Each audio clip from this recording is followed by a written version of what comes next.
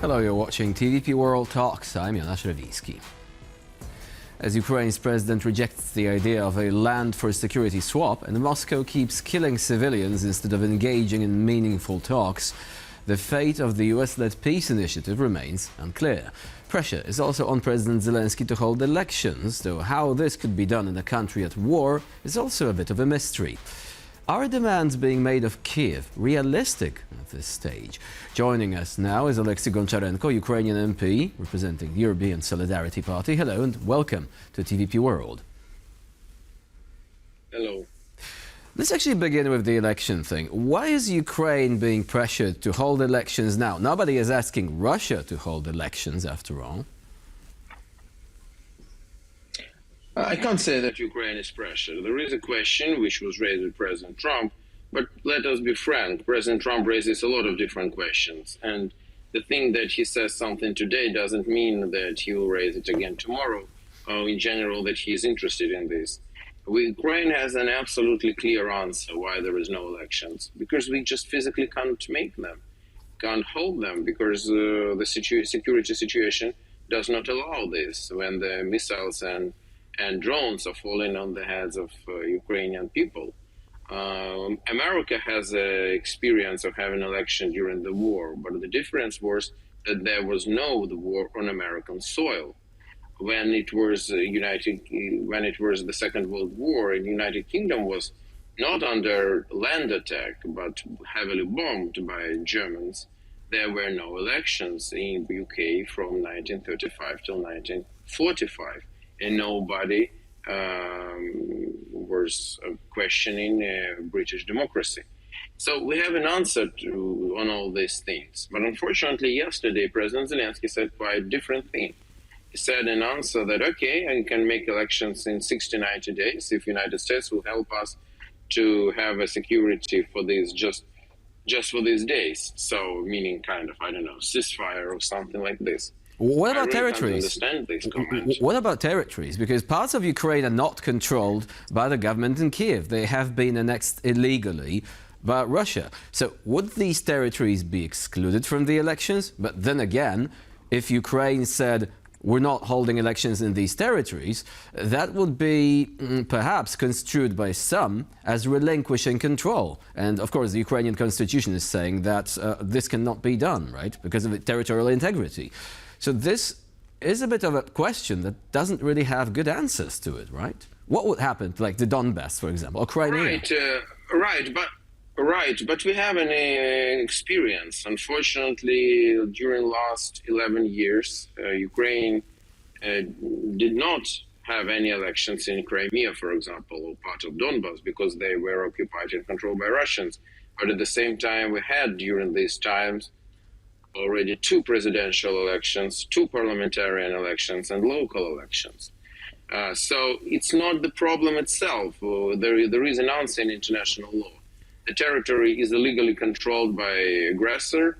There can be elections, it's clear, but the country, Ukraine, is democracy, so elections are happening there where it's possible. The problem is another one. Elections is not just to go and to put some tick in a ballot paper.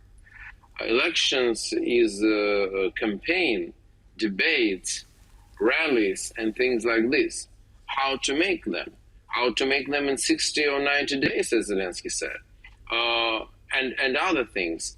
In general, I am concerned. I mean, maybe Zelensky sees it as an opportunity for him to make some quasi-elections, because I can't call it a real elections if they will happen during the war, and just by this to be re-elected when he is in favorable position because he controls the TV, part of media, he is prepared, nobody else is in the process of elections and so on.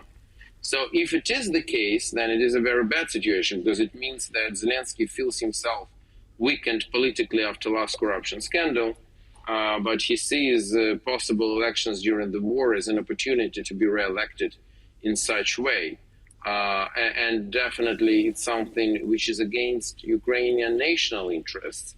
And not to mention that Zelensky promised in 2019 not to seek re-election.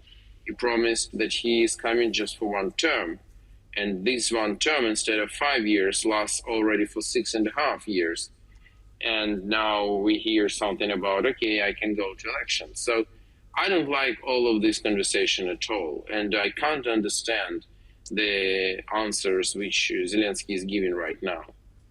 So let's talk about the peace negotiations. Apparently, some of the points from the original 28-point peace plan have been removed. Ukraine is about to present its own version. Which of these points do you believe might be gone? Because so far as, you know, we didn't have any sort of official announcement yet. But apparently there are 20. So 8 of them have been taken off. Which of these do you think are not likely to reappear? I really don't know. But I think there are just 2 points in this plan which are really crucial. Because we need peace in Ukraine as soon as possible. Definitely, the only peace which will be welcomed by all Ukrainians sounds like this: unconditional surrender of Russian Federation. Unfortunately, it's not realistic today. So any other peace will be difficult for Ukraine, and any other peace will need compromises. So I think that we need to be prepared for such compromises, because we need to end this war again as soon as possible. But 2 things are crucial. First is Ukrainian territories, because there is a demand from Russians that Ukraine should leave even controlled part of Donbas. But it's not just about territories, it's about hundreds of thousands of people. And so this is a super difficult question, not to say unacceptable. And second crucial thing is security guarantees. Because we already had Budapest Memorandum, under which we voluntarily gave up the 3rd largest nuclear arsenal in the world. Where is this guarantee? Where is this memorandum? Where are these guarantees? We then had security agreement with the Biden administration, signed by President Biden. Where is this paper? Nowhere. So there is another president, and he doesn't care about this. So we need a real security treaty with the United States, ratified by US Congress. That is something we do need. So I think these 2 things are crucial. All else can be compromised. Control over the Zaporizhia nuclear power plant, for example, or the Russian demands that Ukraine reduces its army. Well, what about those? How should these be solved? Okay, Zaporizhia nuclear power plant today is controlled by Russians. So we want to control it, or we want to receive at least part of electricity produced there. But probably Russians will ask something instead, if they will be ready to give this. In this peace plan, they were asking for us to leave Donbas, which I already said to you is much more difficult question and important than who receives electricity. Second question you asked about size of army. Definitely, it's not a pleasant thing to hear that Ukrainian army would be limited. But if we're speaking about limitations, 600,000, 800,000 people, just for your understanding, before the full-scale invasion, Ukrainian army was 250,000.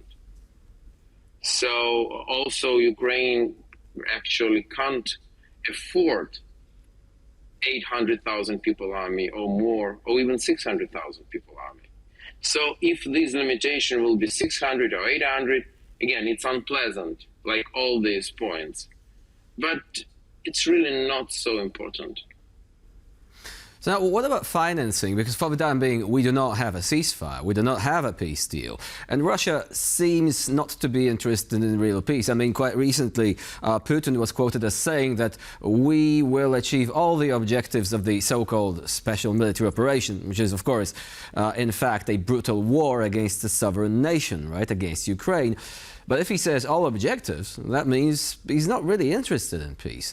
So for the time being, we have this situation, and there is a question of financing.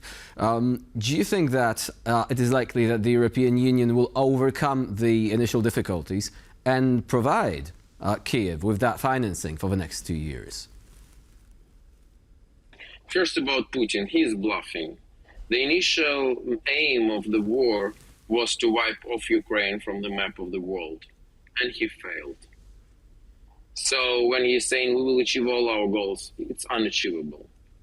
And he also realizes this. Second thing about what you asked, it's super important about financing. We are waiting for a final decision on Russian frozen assets. They should be seized in favor of Ukraine. I don't see any other option. And that is something we are waiting from Europe. Because it's interesting that Europe often criticizes United States. European leaders are saying different things. We see these unstoppable meetings of coalition of willing. But we are tired from all of this coalition of talking, and we need some real decisions. So I don't want to look like I am very grateful for all support we are receiving from Europe. But it's time not just to criticize the United States, but to show its own commitment to stop buying Russian gas completely. Because, for example, France is still buying Russian gas in huge numbers, or some other countries. It's time to seize Russian frozen assets. It's time to make decision about boots on the ground, not to fight against Russians and to risk their soldiers, but to have a force inside the country, inside Ukraine, showing to Putin that his goals are unachievable. So many things can be made by Europe, and unfortunately they are not made. And the difference between Europe and United States is that, and Trump said this, it's true what he said, that there is an ocean between United States and Russia. And there is just Ukraine between Europe and Russia. Oleksiy Goncharenko was our guest today here on TVP World. Thank you very much for joining us and for sharing your insight. Thank you. And I'm Goncharenko. You're watching TVP World. Please stay with us here for more latest news and updates.